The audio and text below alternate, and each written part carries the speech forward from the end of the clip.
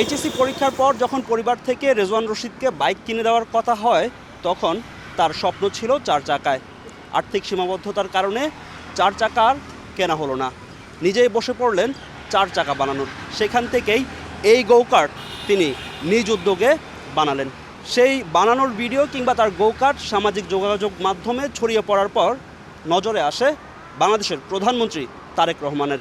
সেখান থেকেই তিনি যান প্রধানমন্ত্রীর কার্যালয়ে। আমাদের সঙ্গে আছেন রেজওয়ান রশিদ। আজ তার কাছে শুনবো তার এই গো-কার্ট বানানো থেকে প্রধানমন্ত্রীর কার্যালয় পর্যন্ত যাওয়ার পুরো যাত্রাটা।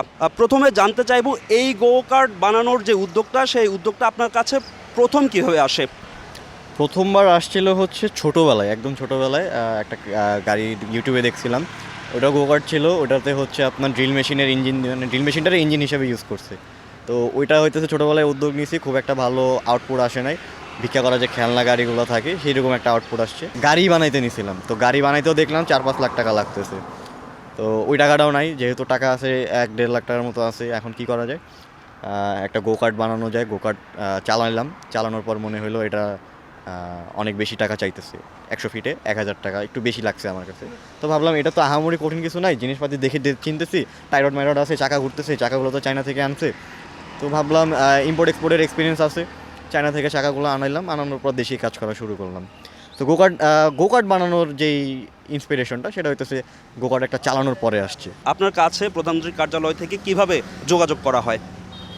আমাকে 4-5 জন ফোন দিছিল, তো তারা অ্যাসিস্ট্যান্ট ছিল। প্রথম যিনি ফোন দিয়েছে আমি ভাবছি ফেক কল, দ্বিতীয়বার কল দিল, দ্বিতীয়বারও ফেক মনে করলাম।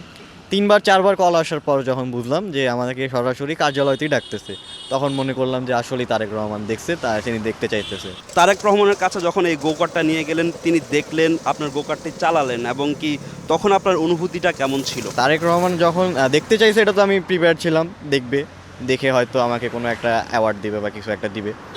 বাট উনি আমাকে বললো চালাইতে, আমি চালাই দেখাইলাম, খুব সুন্দর মতো চললো, ঘুরে আসলাম। ওটা থেকে ঘুরে আসার পরে তারেক রহমান যখন এটার কাছে গেল, কাছে যায় বসে পড়ছে, বললো আমি চালাবো। তখন হচ্ছে ইঞ্জিন স্টার্ট করে দিলাম, ওনাকে কিছু বোঝানো লাগে নাই, অ্যাক্সিলারেটর ব্রেক। উনি আমার চালানো, আমি যেভাবে একটা গোকার্ট দেখে একটা গোকার্ট বানাই ফেলছি, তিনি আমার চালানো দেখে আমার চালানো বুঝে গেছে এটা কীভাবে চালাইতে হয়। সো ওনার মধ্যেও কিছু কিছু জিনিস আমাকে বলছে যে কিছু কিছু কাজ আছে, বলছে যে টাইরডগুলো একটু লুজ আছে, আসলেই লুজ আছে। সে বললো ক্যাম্বার ক্যাস্টার, বলছে চাকাগুলো একটু বেঁকানো, এটাকে ইন্টেনশনালি নাকি আনইন্টেনশনালি। আমি তাকে বললাম যে হ্যাঁ, এটা আমি ইন্টেনশনালি ব্যাকে রাখছি, যাতে চাকাগুলো এক সাইড ক্ষয় হয়, যখন এই বেশি ক্ষয় হয়ে যাবে চাকাগুলো একটু ঘুরে দেবো, তখন ওই সাইডটা ক্ষয় হবে, লং লাস্টিং বাড়বে। তখন বললো আচ্ছা, বুদ্ধিটা ভালো দিচ্ছে। পরে উনি বললো যে কোনো কিছু চাওয়া পাওয়া যদি সরকারের কাছে থাকে, তখন নার্ভাসনেসের কারণে ঠিকমতো বলতে পারি নাই, বলছি যে জানাবো। তো সব কিছু কন্ট্যাক্ট দিচ্ছে। কবে বাংলাদেশে করার ইচ্ছা, এই গোকার্টটাকে বাংলাদেশে একটা কালচার হিসেবে শুরু করতে চাই, যেখানে ফরেনাররা এসে এটা চালাবে। প্রধানমন্ত্রী স্যার যদি আমাকে হেল্প করে তাহলে ভালো, আমি এই কালচারটা শুরু করতে চাই। এই কালচারটা শুরু করতে বেশি টাকা লাগবে না, একটা প্রাডোর অর্ধেক টাকা হইলেই যথেষ্ট। বাণিজ্যিকভাবে এটাকে চালু করার তোমার ইচ্ছা আছে কিনা? বাণিজ্যিকভাবে চালু করার ইচ্ছা আছে, তবে এটা বাংলাদেশে খুব একটা ডিমান্ড নাই। মানুষজন এটা হয়তো জয়রাইড হিসাবে মাসে 1-2বার চালাবে, বা যারা কেউ এমনও থাকতে পারে যে একবার চালানোর পর দ্বিতীয়বার চালাবে না। তবে বাংলাদেশে যে কালচারটা শুরু করতে চাচ্ছে, সেটা হচ্ছে পার্লামেন্ট থেকে শুরু করে এক্সপ্রেসওয়েতে উঠে 300 ফিটের কাঞ্চন ব্রিজ পর্যন্ত এটা একটা রুট থাকবে। কাঞ্চন ব্রিজ পর্যন্ত না গেলাম, নীলা মার্কেট গেলাম, একটা রুট থাকবে। ফরেনাররা আসলো, দেখলো বাংলাদেশের রাস্তা। আমি যে রুটটা ডিসাইড করছি, এটা হইতেছে বাংলাদেশের টপ ক্লাস মানে রুট। এই রুটের চেয়ে ভালো রুট হইতে পারে না, একদম বিদেশি রুট। সো আমি চাই বিদেশিরা আসুক, চালাক, দেশটাকে এই নতুন একটা ভাবে দেখুক। এই গোকার্টটা তো একটা ঐতিহাসিক গোকার্ট হয়ে গেছে, যেখানে আসলে প্রধানমন্ত্রী বসেছেন, তিনি চালিয়েছেন। এই গোকার্টটা কি তুমি ভবিষ্যতে কি করতে চাও এই গোকার্টটা নিয়ে? আজীবন আমার সাথে থাকবে, তবে যদি দেশের বাইরে যাই, যতদিন দেশের বাইরে থাকবো এটা মিউজিয়ামে থাকবে। দেশ থেকে ফিরে আসলে তখন আমি এটা আবার নিয়ে নিব। মিউজিয়ামে দেওয়ার ইচ্ছা আছে, যদি এই যে নতুন গণভবনে যদি এটা নিতে চান, আমি এটা দিব, আমার সমস্যা নেই। গোকার্ট পছন্দ করে বা এটা চালায়, তাদের উদ্দেশ্যে কিছু বলার আছে কিনা?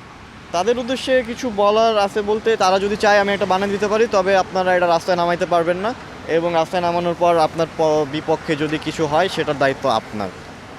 80,000 করে নিচ্ছি, আমারটা বানাইতে 1,20,000 লাগছে। ধন্যবাদ রিজওয়ান আমাকে সময় দেওয়ার জন্য।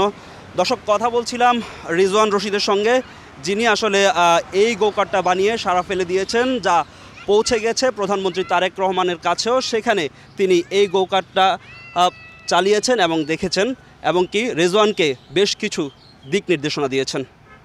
ফাহিম ইসলাম, সময় সংবাদ, ঢাকা।